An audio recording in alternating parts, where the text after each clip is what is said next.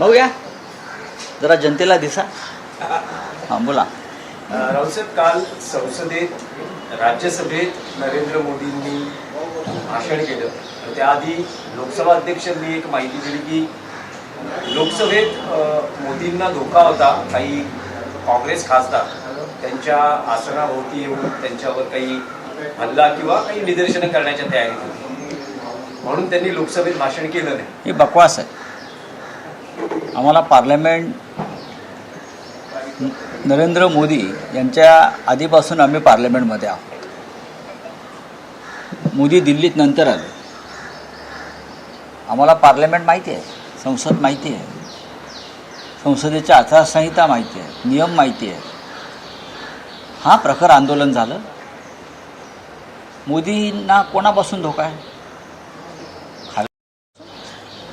काँग्रेसपासून. ज्या काँग्रेसनं देशाच्या स्वातंत्र्य लढ्यामध्ये सगळ्यात मोठं योगदान दिलं, बलिदानं दिली, तुरुंगवास भोगला,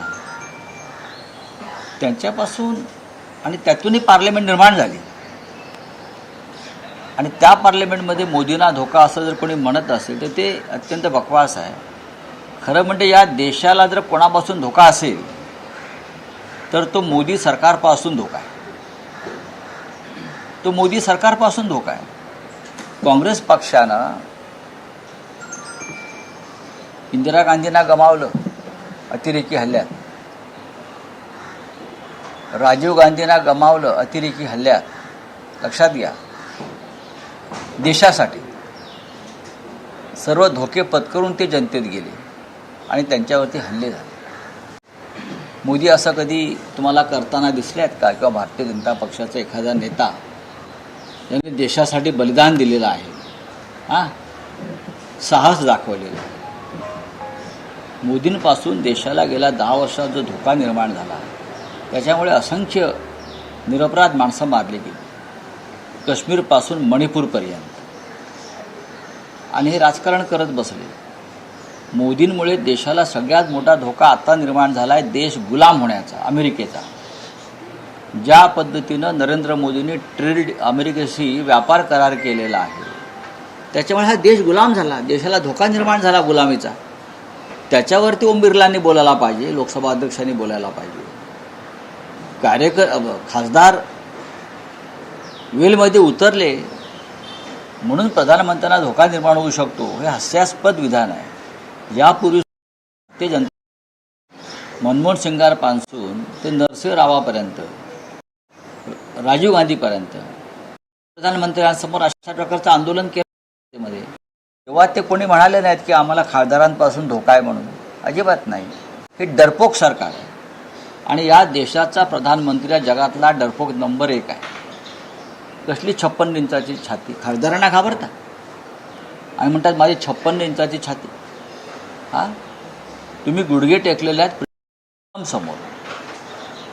कसली तुमची 56 इंचाची छाती? म्हणजे तुम्ही आता भारताने अमेरिकेसोबत जो व्यापार करार केला आहे त्यावर म्हणाल, तुम्हाला असं वाटतं का की नरेंद्र मोदींनी कुठल्या दबावाअंतर्गत हा व्यापार करार ट्रम्प यांच्याशी केलेला आहे? आपण एपिस्टेन फाईलमधलं मोदी यांच्या मंत्रिमंडळातले एक मंत्री हरदीप पुरी आणि एपिस्टीन आणि त्याच्या लोकांशी झालेला संवाद जो रेकॉर्डवरती आलेला आहे, तो पाहिल्यावरती तुमचं खात्री पटेल की मोदी सरकार सेक्स कांडामध्ये अडकलेल्या आणि शिक्षा झालेल्या एपिस्टेनबरोबर किती नाजूक आणि मधुर संबंध ठेवून होतं. कशासाठी? हरदीप पुरींनी आपल्या पदाचा गैरवापर करून एपिस्टेनच्या लोकांना भारतात येण्याचा विजा प्राप्त करून दिला. हे मोदींच्या संमतीशिवाय झालंय का? नरेंद्र मोदींचा वारंवार उल्लेख आहे, त्याच्यावरती आम्ही बोलणार नाही. राहुल गांधी सक्षम आहेत बोलायला. पण इतर लोकांची जी नावं येत आहेत मोदींच्या आसपासच्या मंत्रिमंडळातल्या, त्यांच्यावर तरी मोदींनी कारवाई करावी. त्याच्यावर तरी बिल गेट्स आणि त्याच्या पत्नीचा संसार का मोडला? आपण वाचलत का, ऐकलत का? जेव्हा बिल गेट्सच्या पत्नीला कळलं की बिल गेट्सची एपिस्टन बरोबर जेफ्री एपिस्टन बरोबर संबंध आहे आणि जेफ्री एपिस्टनचा धंदा जो आहे हा लहान मुलींना फूस लावून पळवणं आणि जगभरातल्या राजकीय त्या मुलींचं शोषण करू देणं. हे जेव्हा मिसेस बिल गेटला कळलं तेव्हा तिने आपल्या नवऱ्याशी घटस्फोट घेतला की अत्यंत निर्घृण आहे आणि त्याच पद्धतीचं संशयास्पद वातावरण आपल्या देशातल्या मंत्र्यांविषयी निर्माण झालेलं असताना अजूनही ते मंत्री आणि ते लोक या देशावर कारभार करतायत, राज्य करतायत. हा फरक समजून घेतला पाहिजे. एपिस्टन फाईल नंतर डायरेक्ट कल्याण डोंबिवली तिथे पण एपिस्टन आलाय का कोणी? जेफ्री तिथे जेफ्री आहेत खूप म्हणून सांगतो. महाराष्ट्रातल्या भाजपात आणि इतर पक्षात सुद्धा खूप जेफ्री एपिस्टन आहेत. राऊसाहेब, राज्याच्या राजकारणातले काही विषय आहेत. राष्ट्रीय राजकारण आपण राज्यातल्या राजकारणावर येऊया. पुन्हा एकदा राष्ट्रवादी काँग्रेसच्या विलिनीकरणाबाबतीत अनेक मुद्दे समोर येत आहेत. रोहित पवार असं म्हणालेले आहेत की 9 फेब्रुवारी नंतर ते एक पत्रकार परिषद घेणार आहेत आणि नेमकं विमान अपघाताच्या वेळेस त्या विमानात काय घडलं त्याची इत्यंभूत माहिती ते देणार आहेत. बघा, रोहित पवार हे पवार कुटुंबातले एक महत्त्वाचे घटक आहे. अजितदादा पवार हे त्यांचे काका आहेत. त्याच्यामुळे कुटुंबातल्या अशा प्रकारच्या व्यक्ती ज्या राजकारणामध्ये आहेत, ज्यांच्याकडे रहस्य शोधण्याची क्षमता आहे, ज्यांच्यापाशी अनेक चांगली माहिती येत असते एखाद्या घटनेमागचं पडद्याआडचे, त्यात रोहित पवार आहेत. रोहित पवार जर अशा प्रकारे काही वेगळी माहिती समोर आणणार असेल तर महाराष्ट्र ती माहिती ऐकण्यास उत्सुक आहे. मी स्वतः आपल्याला काही माहिती देण्याचा प्रयत्न केला, कारण आम्ही सगळे दादांचे प्रेमी आहोत. राजकीय होते असतील, पण अजितदादा महाराष्ट्राच्या राजकारणातले कर्तबगार, कार्यक्षम, दिलखुलास आणि उमदा नेता होता. याच्याविषयी कोणाचे दुमत नाही. अशा व्यक्तीचं अशा प्रकारे दुर्दैवी निधन व्हावं आणि त्याच्यामागे लोकांनी संशय व्यक्त करावा, त्याच्यामुळे जर काही वेगळी माहिती समोर येणार असेल तर नक्कीच त्याचं आम्ही माहिती घेऊ आणि नक्कीच मी स्वतः रोहित पवारांशी याबाबत बोलू, कारण मी स्वतः अस्वस्थ आहे अजितदादांच्या निधनानंतर. सर, राष्ट्रवादी संबंधित एक प्रश्न आहे. शिंदेची जी शिवसेना आहे त्याच्यातले जे मंत्री असतील, नेते असतील, प्रताप सरनाईक, रामदास कदम यांची जर गेल्या काही दिवसात ही वक्तव्य बघितली तर ते शरद पवार घेताना पाहायला मिळतात. शरद पवारांची बाजू जर कोणी घेत असेल तर त्यात चुकीचं काय? त्यात शरद पवारांची बाजू घेणं हा शब्द चुकीचा आहे. शरद पवारांना अशा प्रकारे बाजू घेण्याची अद्याप कोणी वेळ आलेली नाही. शरद पवार हे एक या महाराष्ट्राच्या राजकारणातला प्रमुख स्तंभ आहे बाळासाहेब ठाकरेंनंतर. हिंदू हृदय सम्राट बाळासाहेब ठाकरे यांच्यानंतर शरद पवार हे आजही या महाराष्ट्राच्या राजकारणातला एक प्रमुख स्तंभ आहे आणि त्यांच्यासमोर बाकी सगळे ज्युनियर आहेत. सगळे ठीक आहे, लोक सत्तेवरती बसल्यावर त्यांना शिंग फुटतात अकलेची. कोणी मुख्यमंत्री झाल्यावर, कोणी मंत्री झाल्यावरती ते पवार साहेबांना सल्ले द्यायचा प्रयत्न करतात. खास करून हे भाजपचे सध्याचे मुख्यमंत्री असतील काय असतील, हातात सत्ता आहे म्हणून तुम्हालाही शिंग फुटलेलं लक्षात घ्या. नाहीतर शरद पवारांनी केलेलं काम आणि राजकारणातला त्यांचा अनुभव हा प्रचंड आहे. सुनील तटकरे असं म्हणतात तुम्हाला 2022, 23, 24, 25 मध्ये खलनायक ठरवण्याचा प्रयत्न वारंवार केला गेला. जेव्हा जेव्हा अजितदादांनी भूमिका बदलली तेव्हा तेव्हा मी राजकारणामध्ये खलनायक झालोय. आता सुद्धा मला खलनायक ठरवण्याचा प्रयत्न केलाय. मात्र वेळी सगळ्यांचं उत्तर नाही, इतिहासाची चिंता कोणी इतरांनी करू नये. इतिहास घडवण्यासाठी क्षमता असावी लागते. पक्षांतर करणे म्हणजे इतिहास घडवणं असं होत नाही. पक्षांतर करणं आणि सत्तेत सहभागी होण्यासाठी ओलांड्या उड्या मारणं, मी हे माझं व्यक्तिगत विधान नाही आहे. त्याला कोणी इतिहास घडवला असं बोलू नये. इतिहास घडवण्यासाठी फार वेगळी व्यक्तिमत्व निर्माण व्हावी लागतात. सुनील तटकरे किंवा त्यांच्या लोकांनी आत्मचिंतन केलं पाहिजे. लोक आपल्याविषयी असं का बोलतात? सर, पण एक फक्त एनसीपीचेच विषय, त्यानंतर केडीएमचे घेऊया. विद्या प्रतिष्ठानमध्ये गेल्या 2-3 दिवसांच्या बैठका होत्या. शरद पवार, पार्थ पवार, जय पवार, सुनेत्रा पवारांनाही शरद पवार भेटले. काही बैठकांमध्ये रोहित पवार आहेत. एकूण असं ठरतंय की बारामतीमध्ये अजितदादांचं स्मारक बनवायचं आहे, या संदर्भातली चर्चा होते.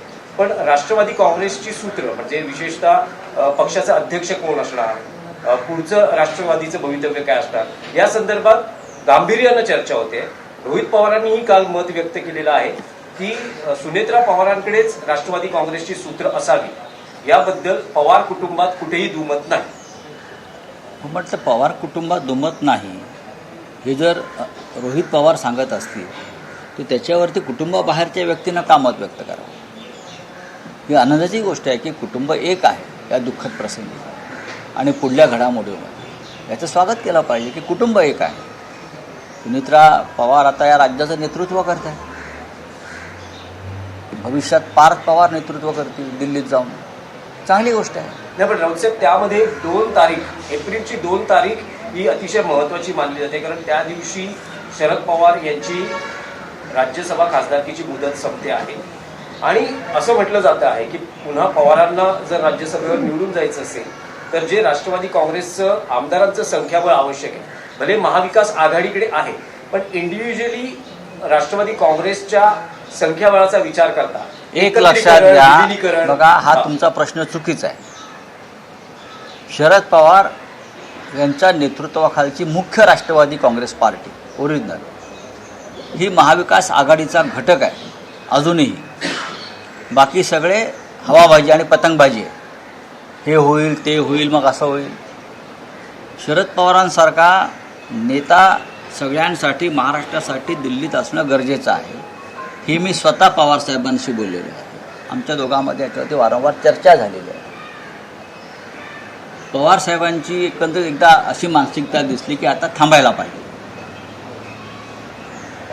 पण आम्ही जे त्यांचे चाहते आहोत ते आमच्या सगळ्यांचे मार्गदर्शक आहेत, तो आम्ही त्यांना सांगितलं. मी एकदा उद्धव ठाकरेसुद्धा होते माझ्याबरोबर की तुमच्यासारख्या नेत्यानं दिल्लीत असणं म्हणजे महाराष्ट्राचा एक बुलंद आवाज आहे, ते असणं आहे. शरद पवारांनी ज्या दिवशी ते ठरवतील की मला निवडणूक पुन्हा लढायची आहे, महाविकास आघाडीकडे तेवढी ताकद आहे की पवारसाहेबांसारख्या नेत्याला निवडून आणण्याची. आमच्याकडे तेवढी मतं जरूर आहेत. त्याच्यामुळे पवारसाहेबांसारख्या नेत्याला कोणाकडे हात पसरायची गरज नाही. महाराष्ट्राचा स्वाभिमान अभिमान या अनेक गोष्टी त्यांच्या भोवती आहेत बाळासाहेबांच्या बरोबर. त्याच्यामुळे शरद पवार साहेब जर निवडणुकीला उभे राहणार असतील त्यांनी राहावं अशी आमची अपेक्षा आहे, इच्छा आहे सगळ्यांची. तर आमच्याकडे महाविकास आघाडीकडे म्हणून जे आहे तेवढी मतांपेक्षा जास्त कोटा आमच्याकडे आहे. आता देवेंद्र फडणवीसजी किंवा इतर काही लोक त्यांनी कितीही त्याच्यामध्ये अपशकुन करण्याचा प्रयत्न केला विशेषतः दिल्लीतून, तरी तो यशस्वी होणार नाही. शरद पवारांसह 7 खासदार जवळपास एप्रिलमध्ये निवडून 7 की 7 महाराष्ट्रातले. महाराष्ट्रातले तर महाविकास आघाडीचं संख्याबळ कुठेतरी घटतंय, भाजपचं नाही असं आहे की संख्याबळ तर घटला, एक खासदार निवडून जाईल आमचा. नाही पण शरद पवार असतील तर तुम्हाला वाटतं की जी शक्यता म्हटली जाते की ही निवडणूकच बिनविरोध होईल, कारण जो राजकीय अनुभव आहे हे सरकारने ठरवावं, हे सरकारने ठरवावं ना. पण पवार साहेबांनी संसदेमध्ये असणं गरजेचं आहे. नाही पण तुम्ही आणि उद्धव ठाकरेंनी शरद पवारांना विनंती केलेली आहे की राज्यसभेची पुढची टर्म ही त्यांनी असणं गरजेचं. पवार साहेबांची लढण्याची इच्छा असेल तर आम्ही त्यांच्याबरोबर आहोत, बरोबर आहे. तेव्हा त्यांच्याशी मी बोलतो अनेकदा, तेव्हा मी त्यांना सांगतो की तुमच्यासारखा महाराष्ट्रातला खंबीर नेता हा दिल्लीमध्ये असणं हे आमच्या सगळ्यांसाठी उपयुक्त आहे. बावनकुळेंनी स्पष्ट केलं की पार्थ पवारांना अद्याप केडीएमसी नंतर नाशिकमध्ये देखील मनसेने शिंदे सेनेला पाठिंबा दिलेला आहे आणि मुंबईमध्ये देखील त्यांचं असं मत आहे की एक स्वीकृत नगरसेवक आम्हाला आम्ही तुम्हाला पाठिंबा देतो. तर हे केडीएमसी नंतर पुन्हा एकदा नाशिकमध्ये देखील तेच सूत्र मनसेकडून दाखवण्यात येते. आपण राज ठाकरे आणि उद्धव ठाकरेंची पहिली सभा नाशिकमध्ये झाली होती. तुमचं म्हणणं बरोबर आहे. कल्याणचा विषय पूर्णपणे वेगळा आहे. राजू पाटील हे संपूर्ण पक्षासह भाजपमय झालेले आहेत, त्यांचे तिकडले नेते. नाशिकमध्ये त्यांचा एक नगरसेवक निवडून आलेला आहे. जेव्हा एक नगरसेवक निवडून येतो तेव्हा त्याच्यावरती कोणाचंच नियंत्रण राहत नाही. एक आता मुंबईमध्ये शरद पवार पक्षांचा एक नगरसेवक निवडून आला, तो शिंदे गटाबरोबर गेला माझ्या माहितीप्रमाणे, असं दिसतंय मला. कुठेतरी गेला इकडे तिकडे. आता नाशिकमध्ये आता माझ्याकडे काय माहिती नाही त्या नाही, पण संदर्भात. राऊत अजून साहेब- आमच्या काय राजसाहेबांशी याच्यावर चर्चा झालेली नाही, कारण मी कालच इथे आलेलो आहे. आता बघू बोलू. नाही, पण रावसाहेब केडीएमसीतला निर्णय घेताना राज ठाकरे असं म्हणाले होते की राजकीय लवचिकता ही राजकारणात काही प्रसंगी घ्यावी लागते. केडीएमसी नंतर तशीच राजकीय लवचिकता त्यांनी नाही. कल्याणमध्ये नाशिकमध्ये घेतली. शक्यता आहे की कदाचित मुंबईमध्येही तशी राजकीय लवचिकता मिळू शकते. कारण काय आहे की सत्ता महत्वाची असते, महापालिकेतलं पद महत्वाचं असतं. एक स्वीकृत नगरसेवक द्या आम्ही मी कारण नाशिकमध्ये त्यांना स्थायी समिती, सुधार समिती, अनेक समित्यांमध्ये त्यांच्या एका नगरसेवकाला मिळणार आहे. त्यांना आश्वासन मिळालेलं हे आहे मी आत्ताच की 2 ऐकतो आहे. वर्षांसाठी स्थायी समितीचं एक नगरसेवकाला स्थायी समिती, अमुक समिती, नशीब महापौर करणार नाही सांगितलं. काय तुम्ही प्रश्न विचारता? नाही नाही तुम्ही अध्यक्ष माननीय राज ठाकरे यांना फार कमी ओळखता बरं का. या सगळ्या गोष्टीला राज ठाकरे यांची मान्यता असेल याच्याविषयी माझ्या मनात साशंकता आहे. तुम्ही माननीय बाळासाहेब ठाकरेंच्या जन्मशताब्दी वर्षाचा जो सोहळा झाला षण्मुखानंद हॉलला, तेव्हा महाराष्ट्र नवनिर्माण सेनेच्या प्रमुखांनी जे भाषण केलं त्याच्यामध्ये त्यांचं एक स्टेटमेंट फार महत्त्वाचं होतं. कल्याण डोंबिवलीत जे झालेलं आहे ते अत्यंत किळसवाण आहे. त्यांचा शब्द आहे ना, ते अत्यंत किळसवाण आहे बोललेत ते. त्याच्यामुळे याच्यामध्ये त्यांच्या भूमिका स्पष्ट आहे.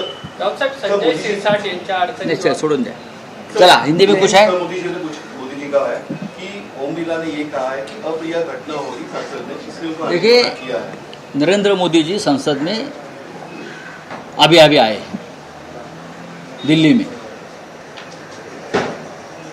उनका रिश्ता संसद से बहुत पुराना वगैरह नहीं है.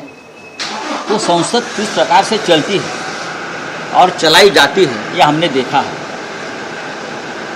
ओम बिरला भी भारतीय जनता पार्टी की ही कार्यकर्ता है रहे हैं.